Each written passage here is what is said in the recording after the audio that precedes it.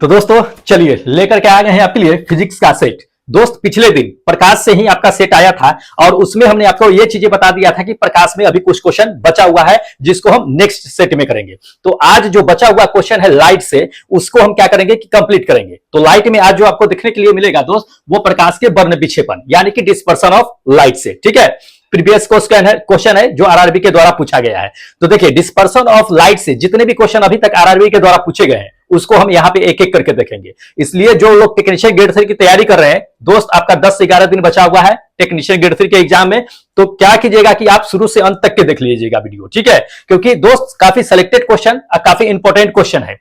ठीक है, तो हो सकता है कि बहुत सारा क्वेश्चन आप लोगों का जो है रिपीट भी हो सके, क्योंकि दोस्त 40 नंबर का साइंस पूछा जाएगा और 40 नंबर में ऐसा थोड़ी होगा कि जो है रिपीट वाला क्वेश्चन नहीं आएगा ही। बहुत सारा ऐसे है जो प्रीवियस ईयर से मैच कर जाएंगे, इसलिए चैप्टर वाइज हम चला दिए थे। ठीक है, तो आप इसको क्या कीजिएगा कि शुरू से अंत तक के देख लीजिएगा, काफी इंपॉर्टेंट है। देखिएगा क्वेश्चन नंबर फर्स्ट देख लीजिएगा, बता देते हैं।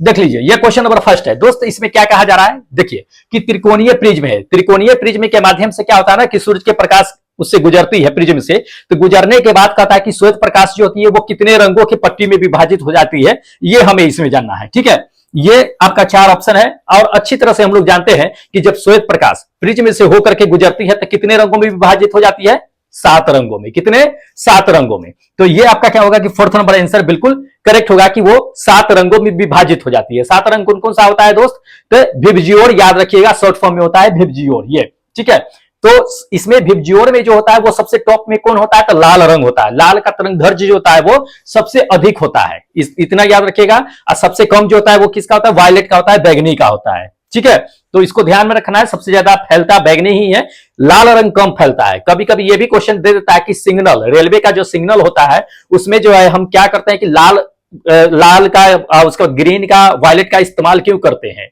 या येलो रंग का क्यों करते हैं, तो वो तरंग दैर्ध्य के हिसाब से करते हैं। ठीक है, तो इसको ध्यान में रखिएगा, पूछे जाते हैं, इंपॉर्टेंट है। चलिए अगला क्वेश्चन आपको दिखा देते हैं। देख लीजिए अगला नंबर, ये क्वेश्चन कहा जा रहा गया है इसमें कि एक त्रिभुजाकार जो है क्या है कि कांच के प्रिज्म है, उसके माध्यम से अपवर्तित होने वाली प्रकाश किरणों के लिए कहता है कि विचलन कोण डैश कोण के बीच होता है। तो विचलन कोण जो होता है वो किसके बीच होता है, ये हमें कहा जा रहा है। ठीक है, देखिए तो विचलन कोण आपको अगर पता है तो आराम से मार दीजिएगा टिक की किसके बीच होता है। विचलन कोण आपको पता है कि जब प्रकाश किरण क्या होता है कि प्रिज्म पे जाती है, तो प्रिज्म पे जाने के बाद क्या होता है कि उसका अपवर्तन होता है। अपवर्तन होने के बाद क्या होता है कि अपवर्तन उससे जो प्रकाश प्रिज्म से निकलती है निर्गत किरण, उसके बीच जो कोण बनता है उसी को हम लोग क्या कहते हैं दोस्त, विचलन कोण कहते हैं। ठीक है, तो इसको ध्यान में रखिएगा, अपवर्तन और निर्गत कोण किरण के बीच जो है क्या होता है कि विचलन कोण बनता है, ध्यान रखिएगा।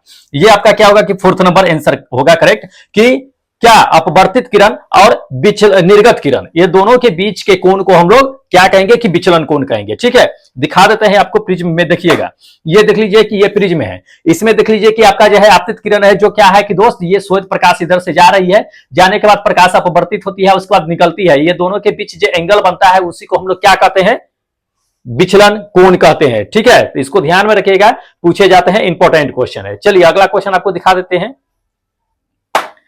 देख लीजिए दोस्त अगला नंबर, ये क्वेश्चन कहा जा रहा है कि सूरज के प्रकाश का क्या होता है कि इंद्रधनुष में बहुत सारे रंग होते हैं, विभिन्न रंग में क्या होते हैं कि विभक्त होना क्या कहलाता है। ठीक है, तो सूरज के प्रकाश से क्या होता है कि दोस्त इंद्रधनुष बनते हैं। इंद्रधनुष बनने के बाद जो है उसमें बहुत सारे आपको कलरफुल जो है इंद्रधनुष दिखाई देंगे।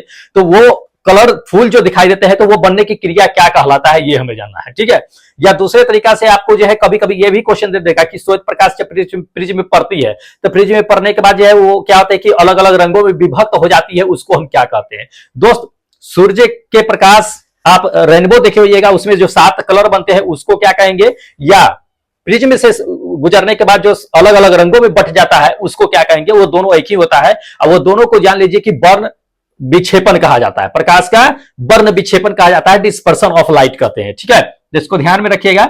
ये आपका फोर्थ नंबर आंसर क्या होगा कि बिल्कुल करेक्ट होगा। ये चीजें जान लीजिए कि इस पे क्वेश्चन कई तरीके से पूछे जाते हैं कि एक तो दे देगा कि श्वेत प्रकाश जो है क्या होता है प्रिज्म में ऊपर पड़ती है, पड़ने के बाद जो है अलग अलग रंगों में 7 रंगों में जो विभक्त हो जाती है तो उसे क्या कहते हैं। जैसे कि ये इंद्रधनुष हमारा 7 रंगों में बट गया तो उसको तो वर्ण विक्षेपण कहते हैं।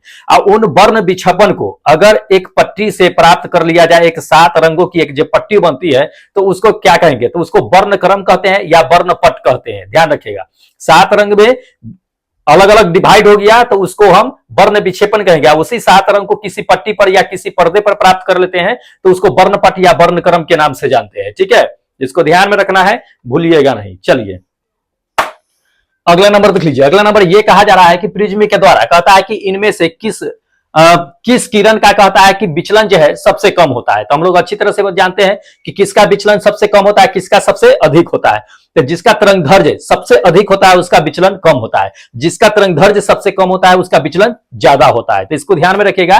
लाल रंग, रेड कलर जो होता है उसका क्या होता है कि दोस्त विचलन क्या होता है कि सबसे कम होता है, क्योंकि लाल रंग का तरंग दैर्ध्य होता है क्या होता है, अधिक होता है। कई बार ये क्वेश्चन जो है दोस्त एग्जाम में रिपीट भी किए जा चुके हैं, इसलिए मिस मत कीजिएगा इस सब क्वेश्चन को।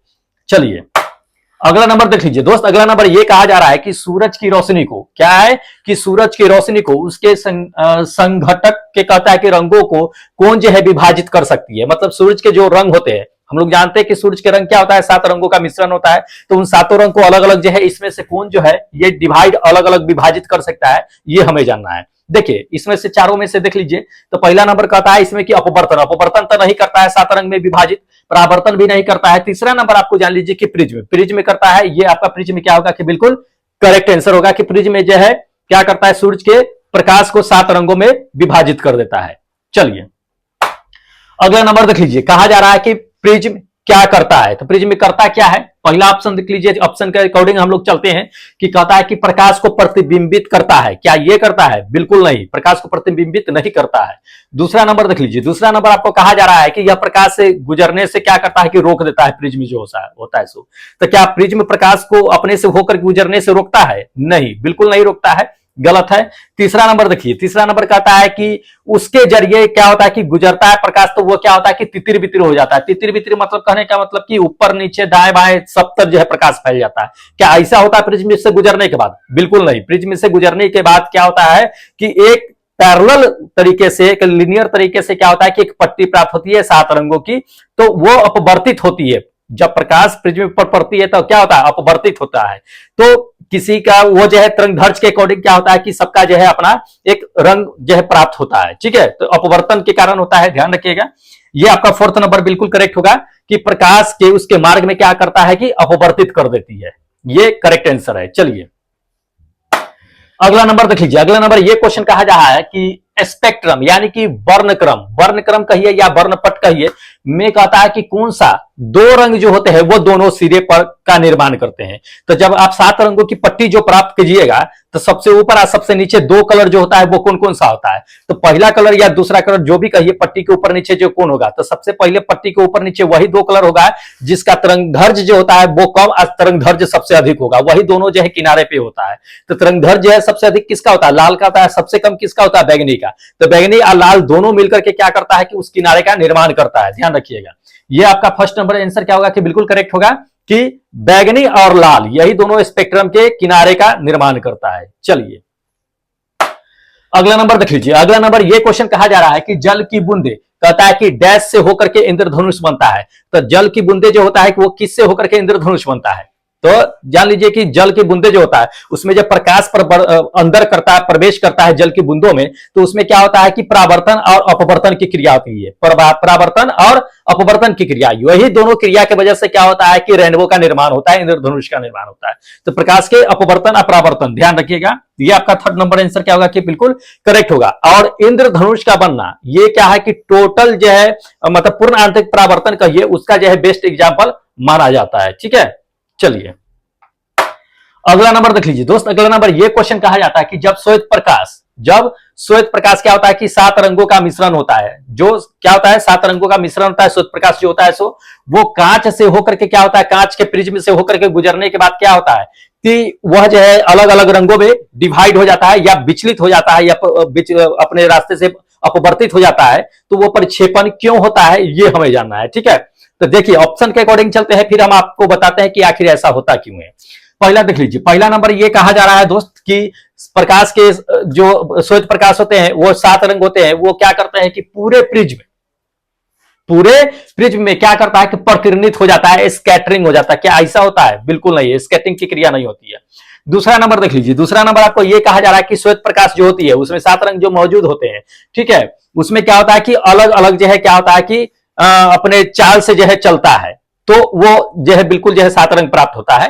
तो ये बिल्कुल सही है आपका कि ये आपका क्या है कि सेकेंड नंबर ऑप्शन बिल्कुल करेक्ट होगा कि सूरज के प्रकाश में क्या होता है कि 7 रंग होता है। 7 रंग जो है क्या होता है कि प्रिज्म में क्या होता है कि अपने अलग अलग चाल से क्या होता है कि चलता है। जिसका तरंग दैर्घ्य ज्यादा होता है वो स्पीड से निकलता है, जिसका तरंग दैर्घ्य कम होता है वो ज्यादा विचलित होता है या धीमे से निकलता है। तो इसको ध्यान में रखिएगा, ये आपका क्या होगा कि बिल्कुल सेकेंड नंबर ऑप्शन जो है वो करेक्ट है, ठीक है। चलिए अगला क्वेश्चन दिखा देते हैं। अगला नंबर देख लीजिए, अगला नंबर ये क्वेश्चन कहा जा रहा है कि क्या है, इसमें दे दिया कि प्रकाश को प्रिज्म से होकर गुजारने पर क्या होता है कि स्पेक्ट्रम प्राप्त कर लेते हैं, ठीक है। ये सबसे पहले किस व्यक्ति ने किया था ये हमें बताना है, ठीक है। तो प्रिज्म से होकर गुजारा था किसने और सबसे पहले स्पेक्ट्रम किसने प्राप्त किया था, इस चारों ऑप्शनों में से हमें बताना है, ठीक है। तो देखिए आपको करेक्ट आंसर बताते हैं दोस्त, सर आइजैक न्यूटन साहब ने। ये आपका क्या है कि थर्ड नंबर आंसर बिल्कुल करेक्ट है। सर आइजैक न्यूटन साहब ने ही सबसे पहले प्रिज्म से होकर श्वेत प्रकाश को गुजारा था और उन्होंने देखा था कि सूरज के प्रकाश में क्या है कि 7 रंग मौजूद है, ठीक है। कैसे देखा था आपको बताते हैं कि ये 2 प्रिज्म है, देखिए इसको समझ लीजिए, हम आपको बताते हैं कि उन्होंने क्या किया था कि जो है श्वेत प्रकाश जो है सूरज का प्रकाश प्रिज्म से होकर गुजारा था, क्या हुआ था 7 रंग की पट्टी प्राप्त हुई थी। तो उनके दिमाग में आया कि चलिए सूरज के प्रकाश में ये 7 रंग की जो है रंग कैसे आ गया। तो उन्होंने कहा कि अगर सूरज के प्रकाश में 7 रंग का मिश्रण है, मतलब 7 रंग मौजूद है, तभी तो यह 7 रंग निकला है। तो उन्होंने फिर जो है इसका उल्टा जो है प्रैक्टिकल किया कि नहीं चलो इस 7 रंगों को जो है क्या करते हैं प्रिज्म से फिर गुजारते हैं। तो एक और प्रिज्म लगा दिया उल्टा करके, इन 7 रंगों को क्या किया कि फिर से प्रिज्म से गुजारने पर फिर हमें क्या प्राप्त हो गया, श्वेत प्रकाश प्राप्त हो गया। तो ये सबसे पहले जो है न्यूटन साहब ने किया था, ठीक है। तो इसको याद रखिएगा, इंपॉर्टेंट है। चलिए अगला दिखा देते हैं क्वेश्चन। अगला देख लीजिए, अगला नंबर ये कहा जा रहा है कि प्रिज्म के 2 अपवर्तनांकों के सतहों के बीच का कोण जो होता है वो क्या होता है। देखिए 2 प्रिज्म के सतह का जो अपवर्तक सतह के बीच का जो कोण होता है उसको दोस्त अपवर्तक कोण कहते हैं या प्रिज्म कोण कहते हैं, ध्यान रखिएगा। प्रिज्म की 2 अपवर्तक सतह के बीच जो कोण बनता है उसको अपवर्तक कोण या प्रिज्म कोण के नाम से जानते हैं। तो इसमें देख लीजिए अपवर्तक कोण दिया हुआ है कि नहीं है, तो इसमें ऑप्शन में आपको अपवर्तक कोण नहीं दिया हुआ है। अपवर्तक कोण नहीं है तो इसमें प्रिज्म दे दिया है, प्रिज्म कोण मार दीजिएगा, ये फर्स्ट नंबर। तो ये प्रिज्म कोण जो है आपका बिल्कुल करेक्ट आंसर होगा, ठीक है। आप प्रिज्म अगर नहीं दिया तो अपवर्तक कोण जरूर दे देगा, अपवर्तक कोण मार दीजिएगा आराम से। चलिए अगला देख लीजिए, अगला नंबर ये क्वेश्चन कहता है कि प्रकाश के रंग का कारण क्या होता है। प्रकाश में जो रंग होता है वो उसका कारण क्या होता है, किस रंग से प्रकाश का जो है अलग अलग जो है कलर 7 कलर जो होता है वो डिसाइडेड होता है, किसके वजह से, तो वो तरंगदैर्घ्य की वजह से, किसके, वेवलेंथ की वजह से। ये फर्स्ट नंबर आपका आंसर क्या होगा, बिल्कुल करेक्ट होगा, वेवलेंथ की वजह से, याद रखिएगा, इंपॉर्टेंट है। चलिए अगला देख लीजिए, अगला नंबर ये क्वेश्चन कहा जाता है कि एन अपवर्तनांक है तथा ए क्या है आपका कि प्रिज्म का जो है पतले प्रिज्म का जो है न्यूनतम कहिए कि एक तरफ कोण है, प्रिज्म का कोण है ना, हाँ प्रिज्म का कोण है। और उसके बाद कहता है कि पतले प्रिज्म का क्या करना है कि न्यूनतम विचलन का क्या है कि आपका एंगल निकालना है, कोण बताना है कि इसमें से कोण है, ठीक है।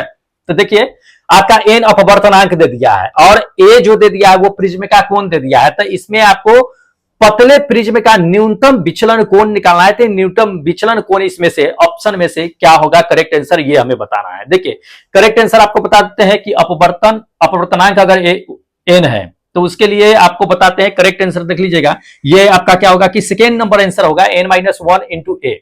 ये आपका क्या है कि पतले प्रिज्म का आपका विचलन कोण जो होगा वो करेक्ट आंसर होगा, ठीक है। चलिए अगला क्वेश्चन देखिएगा।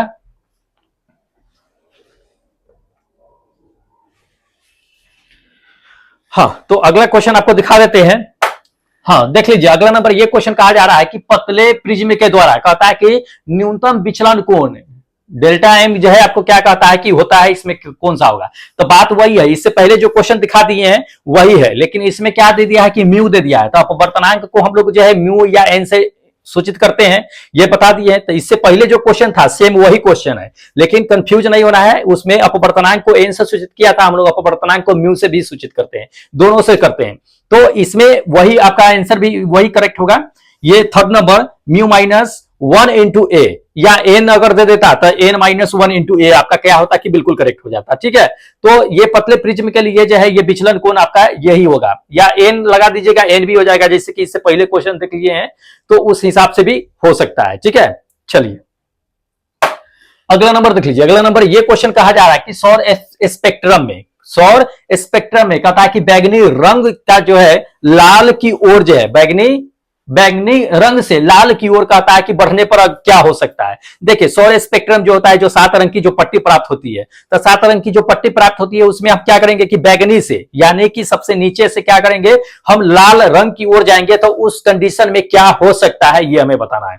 देखिए आपको हम करेक्ट आंसर बताते हैं दोस्त। जैसे ही आप बैगनी से लाल रंग की ओर बढ़िएगा, वैसे ही उसका विचलन क्या होता है कि घटने लगता है। अब विचलन के साथ साथ क्या होता है कि उसका अपवर्तनांक भी घटने लगता है, दोनों घटने लगता है। ठीक है, तो ये क्या होगा कि ये फर्स्ट नंबर आंसर क्या होगा कि आपका बिल्कुल करेक्ट होगा कि विचलन के साथ साथ क्या होता है कि अपवर्तनांक भी घटने लगता है। ठीक है, चलिए अगला नंबर देख लीजिए। अगला नंबर ये क्वेश्चन कहता है कि किसी प्रिज्म का कहता है कि विक्षेपण क्षमता होती है, क्या होती है? तो विक्षेपण क्षमता हमेशा क्या होता है किसी भी प्रिज्म का। देखिए किसी भी प्रिज्म का विक्षेपण क्षमता इसमें दिखा रहा है कि पहला धनात्मक, दूसरा ऋणात्मक, तीसरा नंबर कहता है ए और बी, या चौथा कहता है कोई नहीं। मतलब कि धनात्मक ऋणात्मक दोनों हो सकता है या कोई एक हो सकता है। देखिए प्रिज्म की जो क्षमता होती है विक्षेपण करने की, वो हमेशा पॉजिटिव होती है। क्या होती है? हमेशा पॉजिटिव होती है, ध्यान रखिएगा। ये फर्स्ट नंबर आंसर क्या होगा कि बिल्कुल करेक्ट होगा कि हमेशा पॉजिटिव होता है। चलिए अगला क्वेश्चन आपको दिखा देते हैं, देखिएगा, देख लीजिए। अगला नंबर ये क्वेश्चन कहा जा रहा है कि रोशनी के लिए, कहता है रोशनी के लिए हम लोग क्या करते हैं ना कि साधारण बल्ब के जगह पे क्या करते हैं कि एलईडी या सीएफएल क्या करते हैं कि इस्तेमाल करते हैं। तो वो किस वजह से हम इस्तेमाल करते हैं ये हमें बताना है। ऑप्शन ढूंढिए।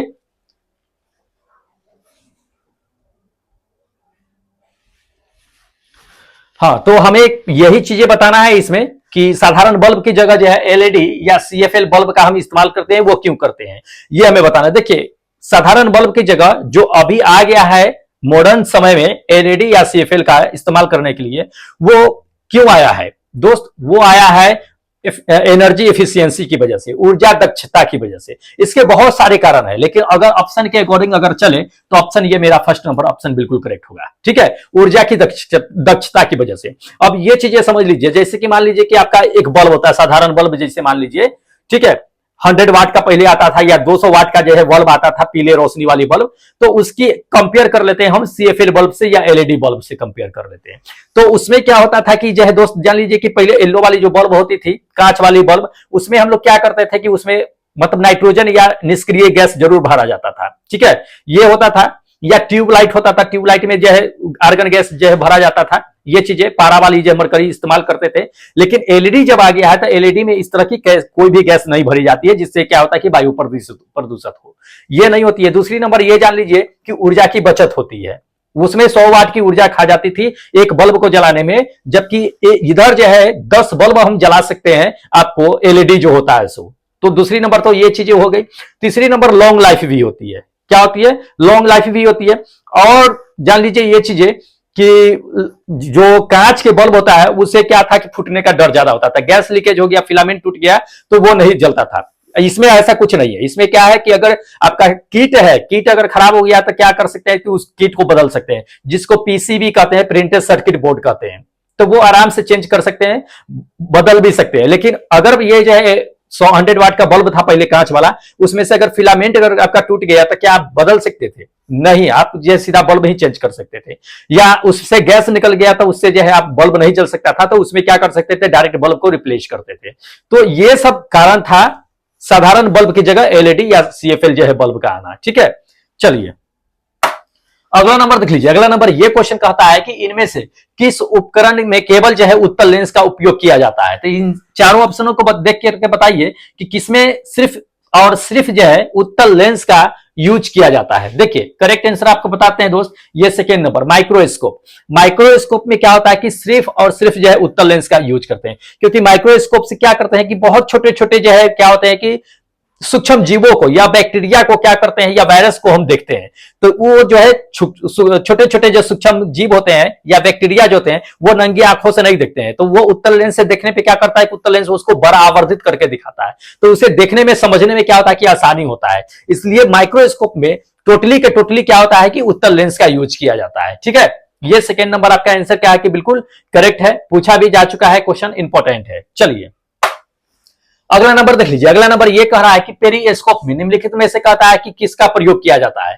हम कई बार ये क्वेश्चन बता चुके हैं, एनटीपीसी के भी एग्जाम में ये पूछा जा चुका है कि पेरिस्कोप में जो इस्तेमाल करते हैं हम लोग समतल दर्पण का इस्तेमाल करते हैं। किसका? समतल दर्पण का, जो साधारण शीशा भी कहलाता है, ऑर्डिनरी ग्लास कहलाता है। ये फर्स्ट नंबर आपका आंसर करेक्ट होगा। ठीक है, साधारण शीशा इंपॉर्टेंट है। चलिए अगला क्वेश्चन आपको दिखा देते हैं, देख लीजिए। अगला नंबर ये क्वेश्चन कहता है कि इनमें से किसमें कौन जो है ये ऑप्टिकल नहीं है, ऑप्टिकल लेंस नहीं है, ठीक नहीं होता है, ये हमें जानना है। तो इन चारों ऑप्शनों को बताइए देख करके कि किसमें जो है ऑप्टिकल लेंस नहीं होता है।